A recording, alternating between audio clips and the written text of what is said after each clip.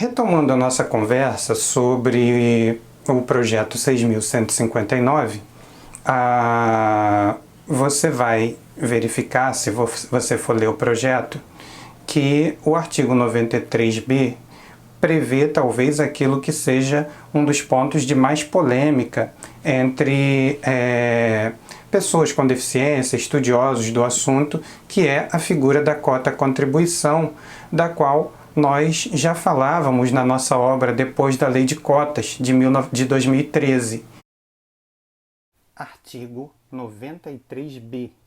A obrigação de que trata o artigo 93 poderá ser cumprida alternativamente, conforme o disposto em regulamento, por meio 1.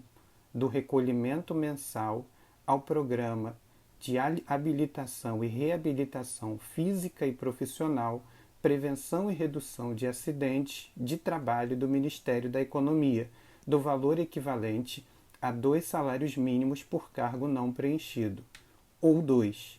Da contratação da pessoa com deficiência por empresa diversa, desde que as contratações adicionais pela empresa que excedeu o percentual exigido compensem o número insuficiente de contratações da empresa que não tenha atingido o referido percentual. Parágrafo único.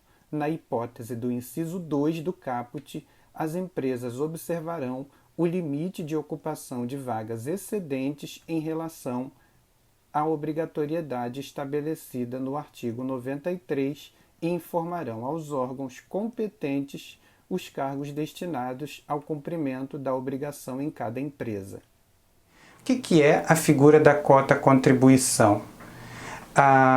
É uma proposta de se importar o que já se faz em alguns países, que é a figura do pagamento alternativo à contratação. Ou seja, a empresa ou contrata ou paga pela não contratação. Então, qual é a proposta de texto enviada pelo governo federal? Artigo 93b. A obrigação de que trata o artigo 93 poderá ser cumprida alternativamente, conforme o disposto em regulamento, por meio, inciso 1, do recolhimento mensal ao Programa de Habilitação e Reabilitação Física e Profissional, Prevenção e Redução de Acidentes de Trabalho do Ministério da Economia, do valor equivalente a 2 salários mínimos por cargo não preenchido. Bom, aqui já tem uma crítica muito forte, porque o governo diz para a empresa basicamente o seguinte: ou você contrata ou você paga para não contratar. Observe que toda empresa obrigada a contratar pessoa com deficiência e não o faz, quando é autuada, deve pagar uma multa que varia entre um valor mínimo e um valor máximo. Os valores mínimo e máximo por infração ao regime de previdência para as quais não exista multa previamente estabelecida são anualmente definidos por uma portaria do Ministério da Economia. Até 2018, eram definidos em portarias conjuntas dos Ministérios da Fazenda e da Previdência Social. Para as empresas que têm de 101 a 200 empregados, calcula-se a multa multiplicando-se o número de cargos que deixaram de ser preenchidos por trabalhadores com deficiência ou reabilitados pelo valor mínimo acrescido de 0 a 20%. Já as empresas que têm de 201 a 500, multiplica-se o número de cargos que deixaram de ser preenchidos por trabalhadores com deficiência ou beneficiários reabilitados pelo valor mínimo acrescido de 20 a 30%. As empresas que têm de 501 a 1.000 empregados pagam a multa depois da multiplicação dos cargos que deixaram de ser preenchidos por trabalhadores com deficiência ou beneficiários reabilitados da Previdência pelo valor mínimo acrescido de 30% a 40%.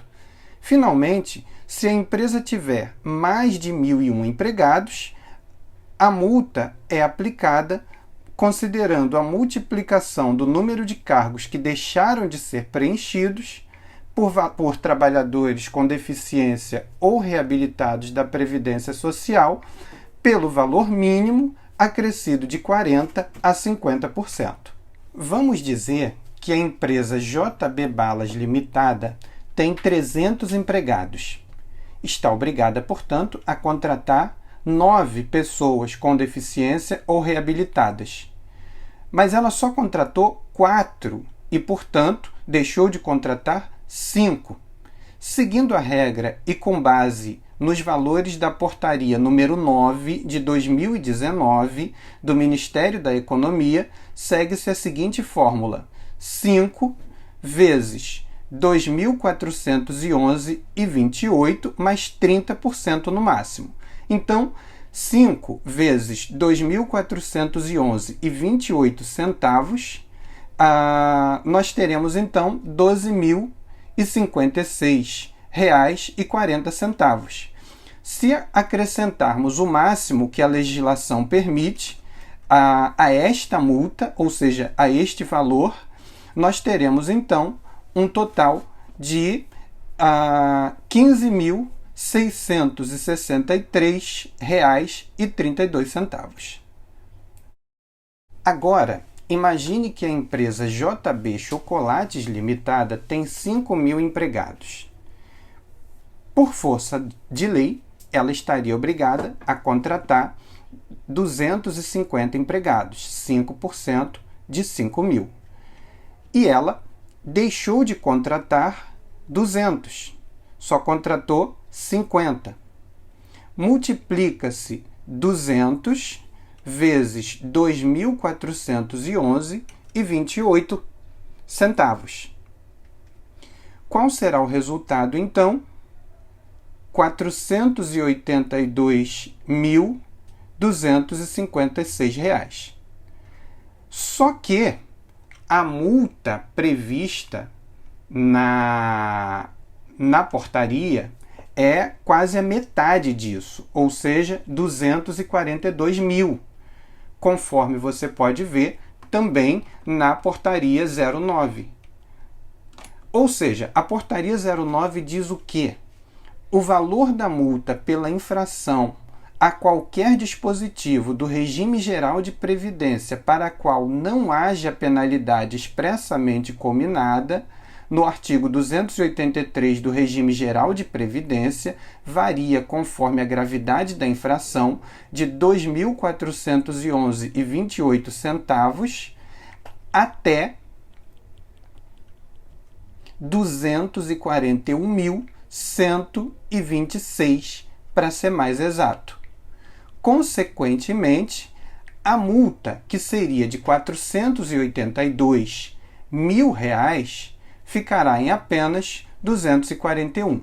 Com a cota contribuição, a empresa deverá pagar o valor de 2 salários mínimos indefinidamente, ou seja, por tempo indeterminado, pelo tempo que decidir não contratar pessoas com deficiência.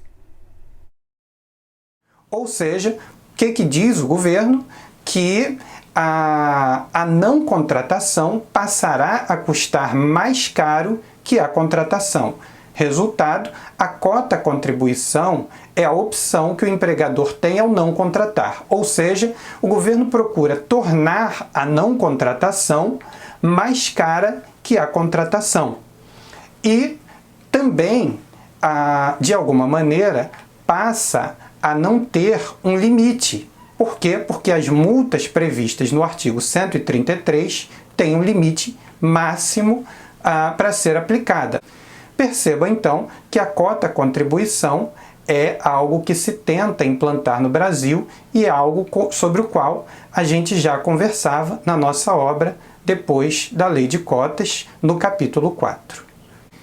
E aí, prevê o artigo 93C que o descumprimento das cotas, ou seja, da obrigatoriedade de contratar sem adotar qualquer das alternativas previstas no artigo 93b implicará no recolhimento das parcelas,